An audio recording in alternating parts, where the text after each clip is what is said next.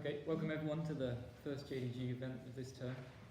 We're welcoming today Maris Köpcke and Curate. Just joined Oxford as a research fellow, having come from Barcelona, and before then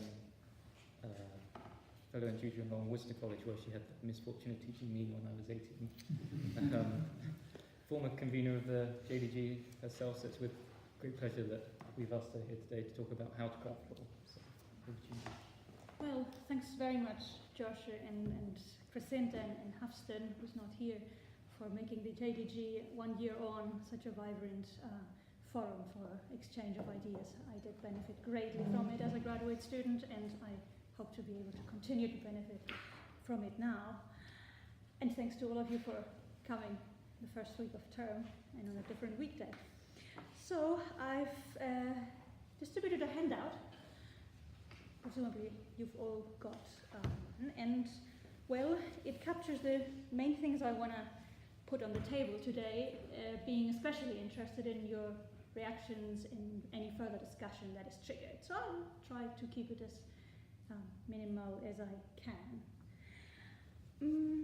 Well, there's a symptomatic recent line of jurisprudential literature. And the reason why I mention it is because it is symptomatic. Of what? Well, let's see. So you're probably familiar with it, but let us, highlight a few points. So Scott Hershowitz, in a 2015 article called "The End of Jurisprudence," proposes at the end of that article that the question that jurisprudence should aim to answer is how our legal practices affect our moral rights, obligations, privileges, and powers.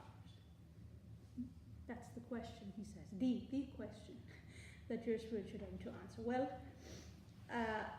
I think that's a sound, if perhaps unhappily phrased, inquiry. I mean,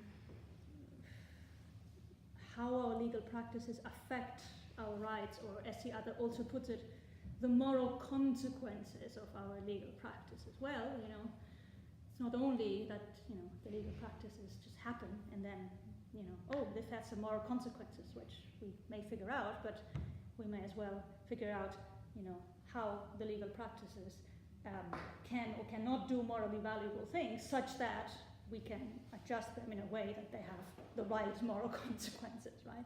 But anyway, I guess the point is clear, and as I say in the handout, one would therefore expect this approach, this inquiry, to be firmly based on an understanding of our legal practices and indeed their potential to serve morally valuable ends. So this how do our legal practices serve to promote justice, how may they do so better, worse, what are the hazards, and so on. I think that's a fruitful line of inquiry. By no means the only thing that jurisprudence should be working on, but I think that's a neglected, as I will say, inquiry.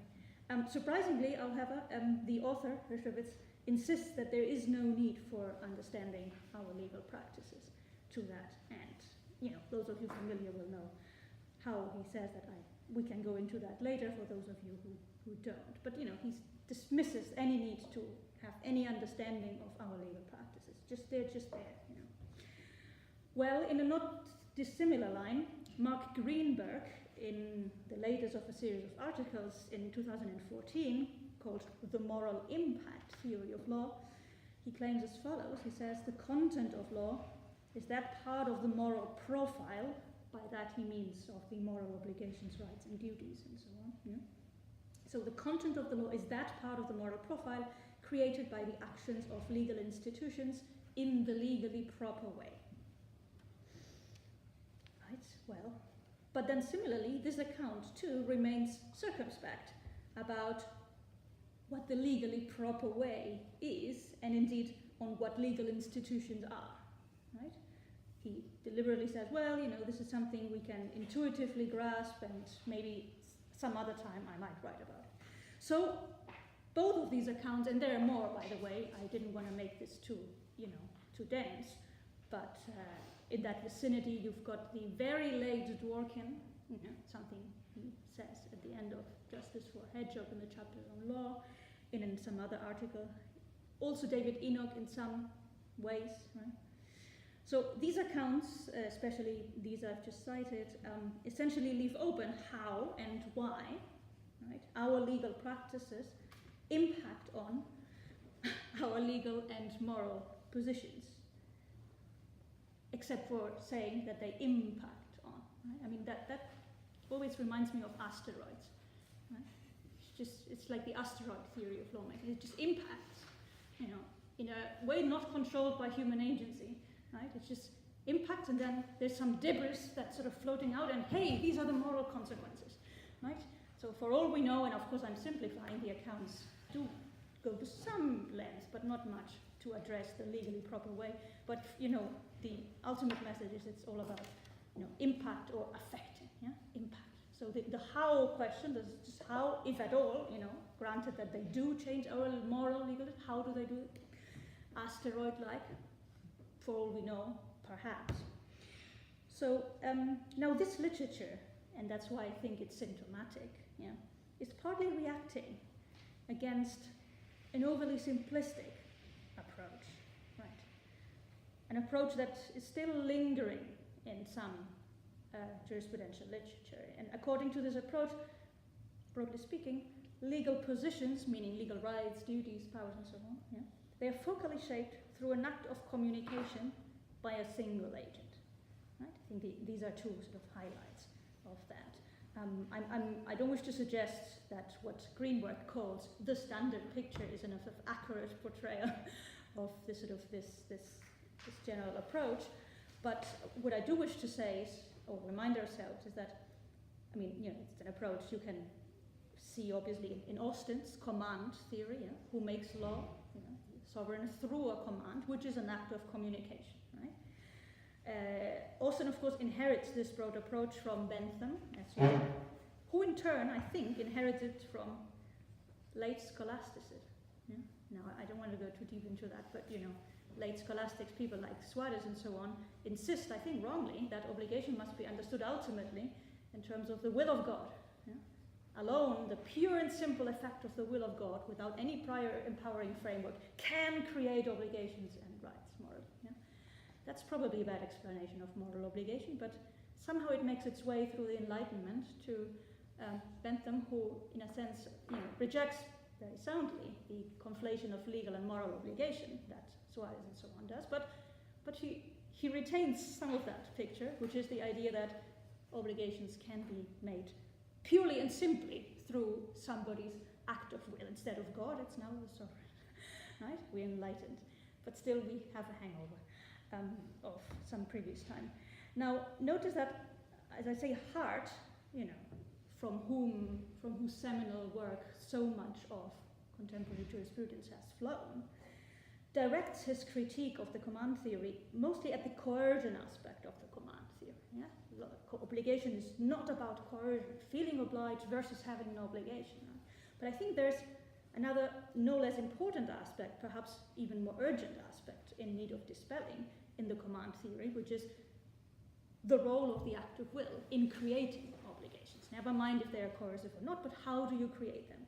So Hart, as you all know, spends a lot of emphasis on what a legal obligation is if it's not coercion. Yeah, what is it? And there's so much literature in the wake of that, social pressure, planning, and so on, which the authors I've cited earlier express the exhaustion with, and I'm not sure if they can be blamed for that. But Hart spends less time, rather than on what legal obligation is, on asking how is it created, right? How is it created? Is it, you know, just the act of will or what? It's true, of course, that Hart insists on the relevance of legal powers, yeah, which is key to everything I want to say, you know, and much of what I have to say are indeed, you know, inspired by Hart. But Hart doesn't explain or spell out how legal powers are exercised.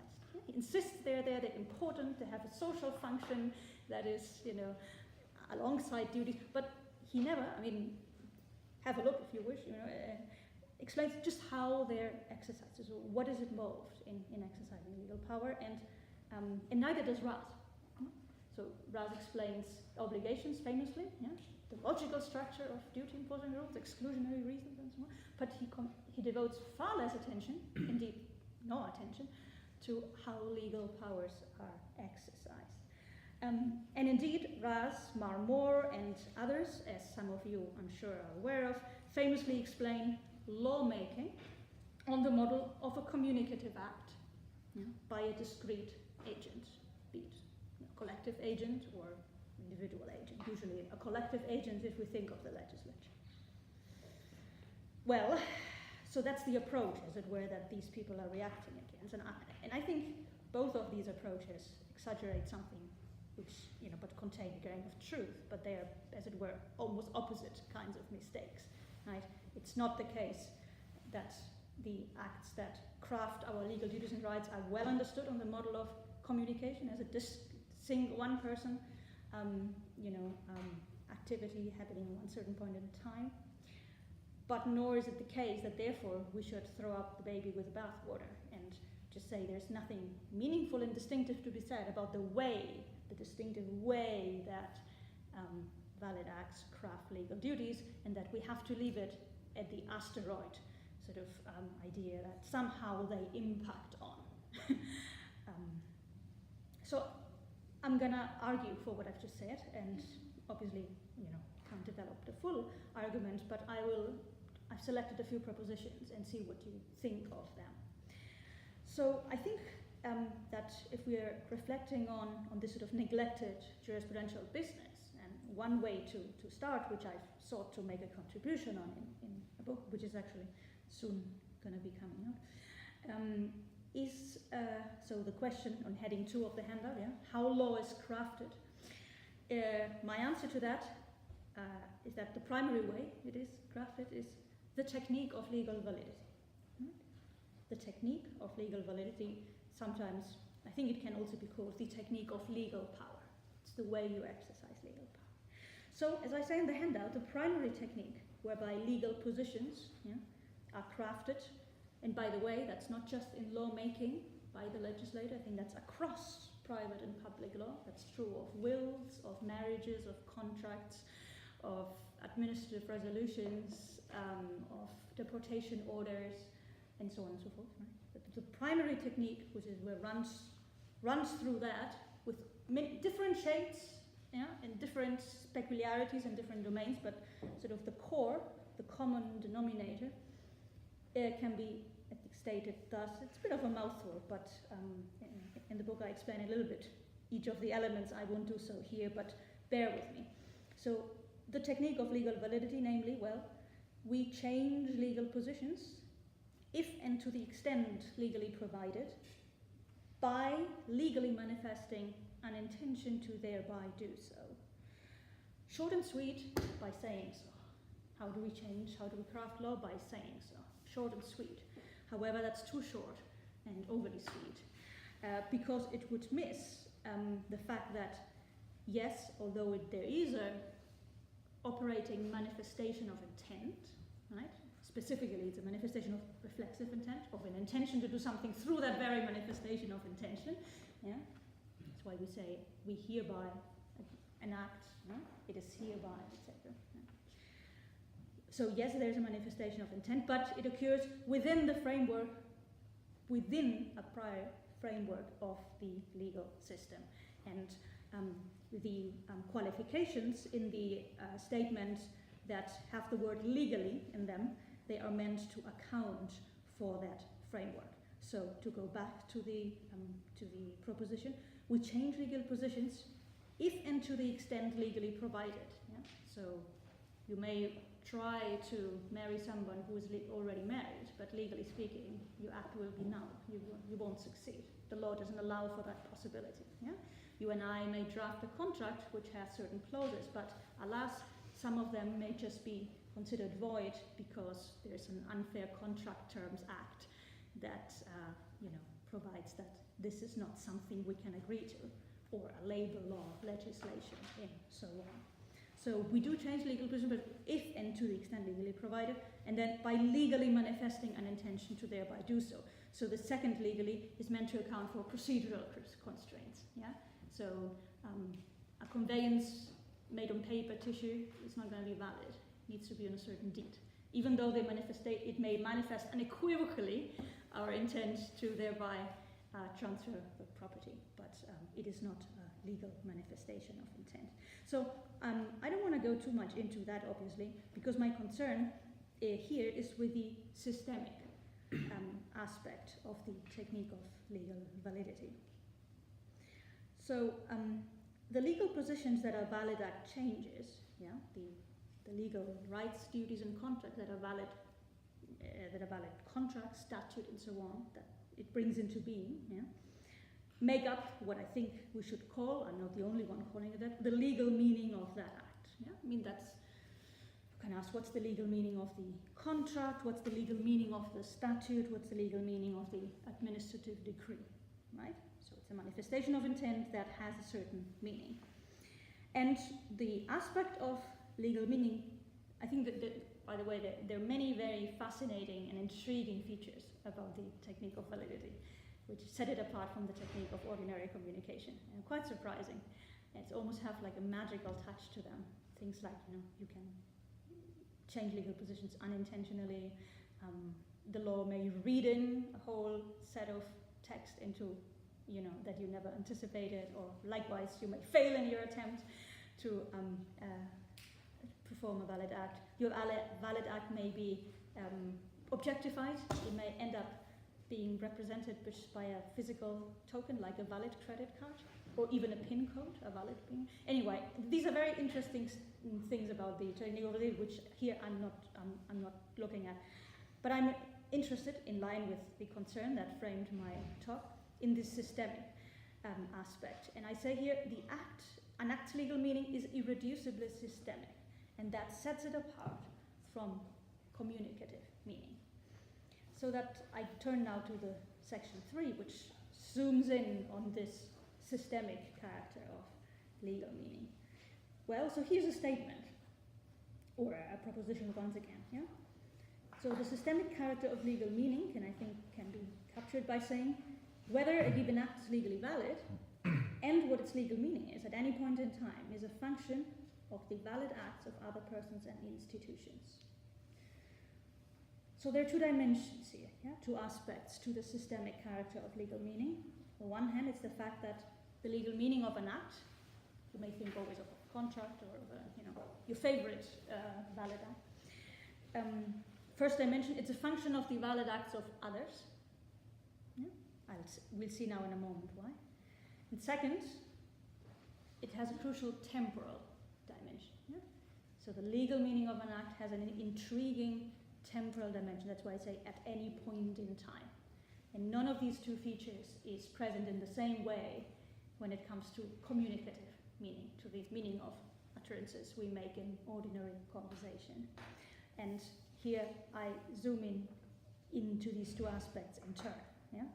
So take the first one, the fact that a valid act's legal meaning is co-determined by the acts of others. Which acts of others? Well, the acts of others that go to shape the applicable regime. So let's go back to our consumer contract. It may turn out that consumer legislation made by someone else, namely by the legislator, some time ago, maybe years ago, implies terms. It's a funny idea, by the way. Implies terms into our 4-page agreement. So the legal meaning of our agreement is not only the clauses that we've written, but also these terms. And by the way, that typically, we are lawyers, right? We know it's not just going to be one consumer legislation act. It's going to be a European directive coupled with the, and 2, possibly 3 English statutes themselves qualified by case law in evolving ways. And all of these different valid acts made in the past and possibly later on changed will bear on what our consumer contract, what legal rights and duties and powers are created by our consumer contract. So that's, what I mean, that it's co-determined by the acts of others. So hence an agent has less control over legal meaning than over communicative meaning, right? So the communicative meaning, what I say, is a function of the, intent I manifest on the particular occasion in which I say it. It's just my business, right? in order to understand what I meant communicatively, so what I was trying to convey, yeah, the communicative meaning, you know, all you've got to do is discern what was the intention I was manifesting. Yeah? There's no question about saying, well, at the same time we should check what, you know, Maris's mother said about this, and also, you know, what the porter might have uttered at the same time. It doesn't make sense. Right? So it's not a function of the acts of others, inherently a function of one person. And that's why, in that sense, an agent has less control over the legal meaning of one's act than over the communicative meaning. Now, degree of control, so the degree of control one should have over the legal meaning of one's act, and hence the legal discretion, yeah, to put it in another language, can and should vary. Yeah? So, you know, it makes good sense typically for legislatures to have rather unconstrained, rather plenary lawmaking power, discretion. It makes good sense for spouses, as it were, not to be able to modify some essential terms of the marriage regime that they opt into, right? And the reasons why I'll get to in a second in my in section 4. So, you know, degree of control can vary radically, yeah, radically, between different kinds of legally valid acts. In fact, law, as I say here, has devices, which we all know, to seal off an act's wording so that it more or less closely corresponds one-to-one to the legal meaning it has, regardless of any breaches in the regime's constraints. Yeah, so legally final decisions, res judicata, for example. Yeah, well, you know, they might be mistaken as a matter of law, and yet, you know, despite that, not null or otherwise defective, not challengeable. Registry property entries, right? Presumptions of validity of certain official acts, and of course questions of institutional hierarchy. Yeah? So there's plenty of devices any lawyer is familiar with, whereby a legal system can make as close as correspondence as possible between what intention an agent manifests in a particular point in time and that legal meaning of that intention. But as I say, from the point of view of legal meaning, these are limit cases. Here I point you to two discussions in the literature. I don't think we should get into them now. I'd rather stick to the, you know, to the ideas. But there are two sort of instances in which authors, in this case it's Marmor on the one hand and Raz on the other, struggle to cast lawmaking acts, yeah, acts of not just legislatures but also administrative and judicial institutions, on the model of communication. Yeah? And there are a number of pitfalls that I think they are trapped into precisely because the model of communication is not fit for purpose. There's something similar in the case of legal power and in the case of communication. They're both, you know, they're both involve a use of language. They both involve, crucially, manifestation of intention, to do something through that very manifestation of intention. But the thing they do in one case is express a message, the other case is change legal positions. They may overlap, it's true.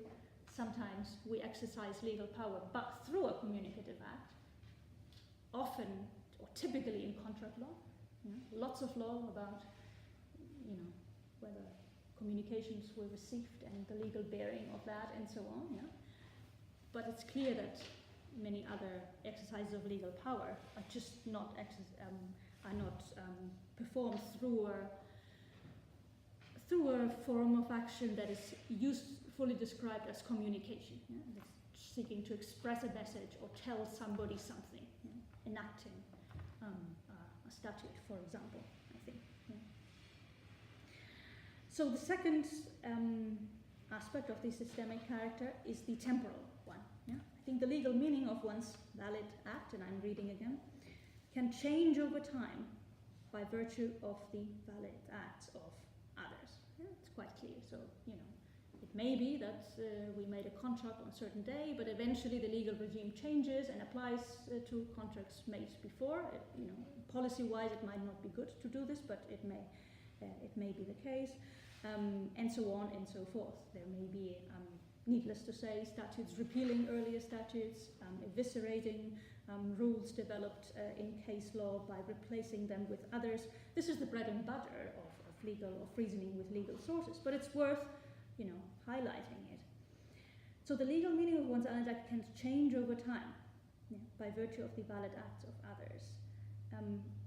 And as I say here, that the fact that legal meaning can change over time presupposes something even more important, namely that it endures in time. It can only be changed because there's something there to be changed. And it doesn't endure in the same way that communicative acts might be said to endure simply by being, cast in a written form and be something you can check from time to time. So legal meaning, so the valid acts of others are really the very reason why one's valid act still has and indeed ever had legal meaning. Right? So a 400-year-old conveyance is valid, maybe valid today, not only because back then, 400 years ago, it validly manifested an intent according to the rules in force then, but also because today's law has chosen to continue to recognize as valid today what was validly made in the past. And that there's nothing exceptional about this. It's a rather default choice that legal systems make, which is motivated by reasons of justice and the protection of expectations and the ability of people to forge their identity and so on. But it's a choice nevertheless. The legal system could, and it often does, cease to recognize the validity of certain acts made in the past. By contrast, if we're trying to understand a communicative act made by somebody 400 years ago, we may have to, take into account the rules of language that this person availed themselves to, but we'll check them in the way they were then, not in the way they've changed now. Maybe with the new rules now, the same sort of words might have a different meaning, but what we're interested in, insofar as we're interested in the communicative meaning of this person act, will be the standards, the meaning, and so on, as they existed then. Communicative meaning lacks the temporal dimension that legal meaning has. And again, I point you here, there's no need to dwell on this, I think rather artificial, but obviously artificial appeal by Andre Marmor to the idea of a conversation in describing the sequence of, or a sequence of, conflicting decisions by legislatures and courts on the same subject matter. Yeah? So he says, isn't it like a conversation? The legislature enacts something and then, courts react by offering a judgment that is contradicts that, and then only to be followed by the legislature enacting a new provision that clearly contradicts what the courts decided. Well, there are a number of reasons why it's artificial to call this a conversation. Some of these reasons Marmor himself acknowledges, but I think the most important reason, which he doesn't acknowledge, is that this is an exchange. In this kind of exchange, the fact that somebody disagrees with what you said may mean that what you said no longer means now what it meant then. Right? It ceases to mean now what it meant then, and which is ill captured. Later contributions to this conversation can not only change the meaning of earlier ones, but eviscerate them, right? In a way that is, I think, poorly conveyed by two interlocutors saying, this is the case, and another replying, I disagree, this is not the case. Somebody disagreeing with you in ordinary conversation doesn't change the meaning of what you said, and it doesn't eviscerate your utterance. These are just symptoms of, I think, a profound inadequacy of the communicative model to capture the systemic dimension of legal meaning. Now let me turn now, and let's not make this long at all, to the concern about why all of this matters. Yeah? So I said at the start that it's a potentially sound, approach that people like Hershowitz and Greenberg invite us to adopt, namely, understand just how our legal practices, or our legal techniques, are capable of shaping moral duties and rights, or rather, as I prefer to put it, are capable of serving valuable ends. So on the basis of the way I've portrayed the technique of validity, what it consists in, and its sort of systemic dimension, what can be said about the potential of just that technique, for being used in the hands of a political community to serve sound ends, and how can it be adjusted such that it can actually serve ends as valuable as possible? Well, I'll just give a very broad brush picture here, because it would take far too long, and also because I want to know what each of you think, well, hopefully. There are two ideas that I want to highlight in terms of why it matters. One is the very fact that, this is how we make law entails that law is positive, and why law's positivity is morally needed. And secondly, and perhaps more intriguingly, why validity serves a requirement of justice, or several requirements of justice, to do with the allocation of power. Yeah? So on the first point, I think the legal positions we are in at any point in time, they are determined only by the legal meaning of legally valid acts, by the one that one makes, and then by those others in the legal regime, which themselves, as it were, which itself originates from earlier and ongoing valid acts, usually by legislatures, courts, and so on, but not only. So law is positive, and that's what I mean by positive.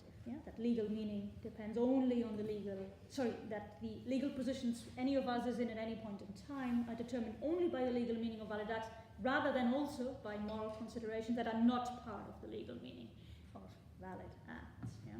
That's a very sort of succinct way to put it, but I think it gets the message across. Now, I think it's important to stress that law's positivity is morally needed, morally valuable, in a political community under certain circumstances. Not only, though also, because morality, or right reason, is underdetermined on any sort of sound understanding, meaning it's gappy. The argument, the classical idea that right reason doesn't yield standards specific enough as we morally need in order to organize our endeavors in countless aspects of social life, tax bans, traffic rules, and so on, right? So right reason wants to take us all the way to the specifics that we need, hence something other than morality, given that morality has run out, should fill in the role, and a human decision-making act seems fit to do that. So I'm not saying anything new, I know. But so law's positivity is not only needed because of that, because morality is underdetermined, or only because morality is controversial. That's another feature of morality, even to the extent that one might think it does yield some truths about what's right and wrong. These truths are in fact widely disagreed on, widely controverted. People would hardly be able to settle on convergently on salient standards for organizing social life, if identifying them turned on questions on which, for all we know, we all deeply disagree. Again, I'm not saying anything new here, or at least I hope so. So law's positivity is not only needed because morality is underdetermined and controversial, but it's also given the importance for justice that legal relationships are crafted by individuals and groups in exercise of self-direction. That it's certain agents and not others who get to choose and shape their own legal relationships and others in expression of their, you might call it autonomy, self-determination, and so on. And that takes me to the second point, which is the allocation of power. I think that the technique of validity serves not only, as an easily identifiable grammar or currency, that we can all easily converge on and so on. I think that's easy to swallow. At least I argue for this. But it also serves to entrust the capacity to decide to those who injustice ought to bear it. And how does it serve it? Well, precisely because of its room for the systemic dimension, right? The fact that legal meaning depends on the acts of other persons and institutions entails that there are all these different agents who in various ways speak to, what legal duties and rights and so on we have. And through a device which has been sometimes called criteria of legal validity, which are really the constraints that in my statement of the technique of validity I was capturing by saying legally, right? So the legal constraints of a regime, which may mean that a certain decision by an administrative organ is ultra vires because beyond the scope, which may mean that conveyance is not valid unless made in a certain procedure, right? Which may mean that you cannot validly agree to a work contract that includes an 80-hour work shift a week, right? So the fact that the technique of validity has this systemic dimension effectively renders it a crucial tool for the allocation of power, and that happens throughout the legal system. I'm not just thinking of administrative law and the various levels of decision making. I'm thinking in a broader way, exercises of private power as well as public. So I'm listing here, I developed that in the book, what I think are some main reasons to empower. So reasons why a certain agent or institution should be validly deciding about something with discretion rather than another. Yeah? And I think reasons to empower include expertise, right? This person is more expert, this committee knows better about this. Proximity, this agent is closer to the facts. Some people think that part of the reason for judge-made law is the proximity, but only part of it, by the way. Time, events happen later on, and it's better to have a fresh decision later on than be guided by an earlier decision. Yeah. The rule of law, I think the rule of law offers a whole host of reasons to empower, which I can't get into now, but they're very, very interesting. And also self-direction. Yeah? I mean, obviously self-direction may be the main reason, not only the only one, but behind entrusting the making of contracts, marriages, wills, and so on to private individuals, right? For them to decide who they bind themselves to, and so on. But there's also collective self-direction, yeah? And some, depends how much you favor democracy, but there's definitely a case to be made that a number of important decisions to steer a political community ought to be made by a democratically elected legislature precisely as an expression of an exercise of a community's collective self-direction. So notice that self-direction is different from expertise. Yeah? So it might be that some decisions that the law entrusts to you and me, they might be wiser if somebody else took them. Yeah? Who we marry, what business we launch into, and so on. Yeah? It's not a question of correctness. Yeah? There are reasons to empower that have to do with the inherent value that a decision is taken by a particular agent in expression and exercise of their self-direction. Yeah? And I think justice requires that a whole range of different decisions on matters large and small, public and private, short-lived or long-standing, be taken by different agents at different times through the exercise, however, of one common technique, a very malleable and versatile one, which is the technique of legal validity. So, as I say here, by way of brief elaboration, legal power we exercise in making valid acts is necessarily limited power.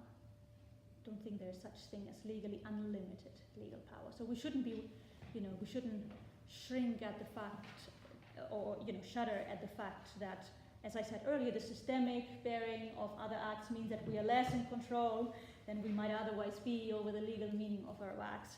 Yes, fine. It's possible that no agent can have unlimited legal power. I don't think even, maybe Richard Ickens would disagree. We've discussed this often, but even the English legislature has justifiably plenary lawmaking power. But even so, the say-so of certain individuals in Westminster would not make law, but for the fact that there is an subsisting legal system that entrusts these people the ability to craft law through certain procedures. So I think even in that case, there is no, at least potentially, there's potentially limited power. So as I think legal power, it's necessarily limited, and the limits of legal power, must not be understood as limits as in sort of diminishing. Yeah? The word limit, we often use it to mean something is, we're limiting it, we're sort of reducing it, making it smaller, constraining it.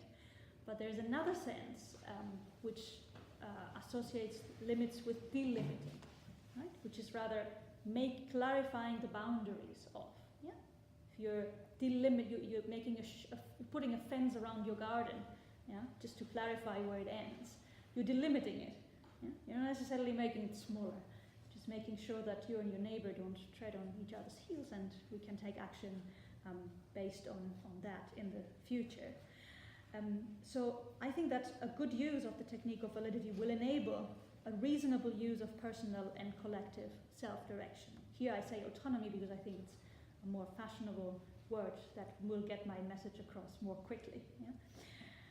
So just like you and I do not need unlimited autonomy to lead a valuable life, I'm sure we all agree with that, right? It's part of a valuable life that we can limit our own autonomy by committing to others, establishing enterprises, betting on what may turn out to be the right horse, making our own mistakes, making bets, committing, and as I said. And the same is true of collective autonomy, by the way. A good community will not have unlimited autonomy, even in its international relations. That's something that Timothy has written about.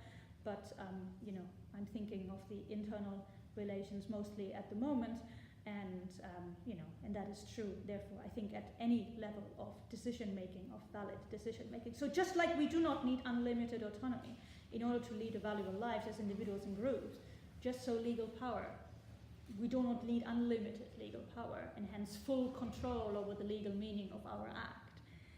And therefore, sound criteria of legal validity, sound constraints, sound legal regimes, I've given this different meanings. Sound criteria of validity will track rational constraints concerning who should decide about what and how. I do not need I do not need to be able to sign up to exploitative work conditions in order to lead a free life. In fact, the law prevents me from freely agreeing to that in order for me to be free, right?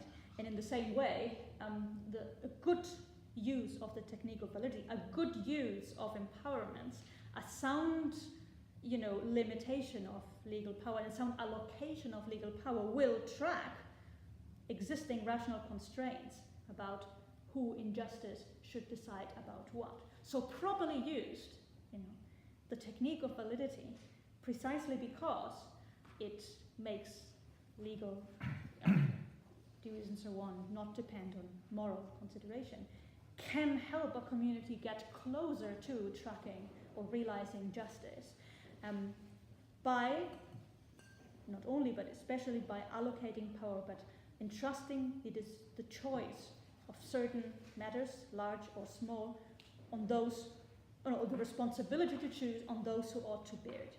When that is so, I say here, and because it is so, right, when we allocate power in a way that tracks rational constraints, limiting it or broadening it, in that case I think valid acts, including those of legislatures, but also those of contracting parties, can craft not only legal rights and duties, but also moral rights and duties, right?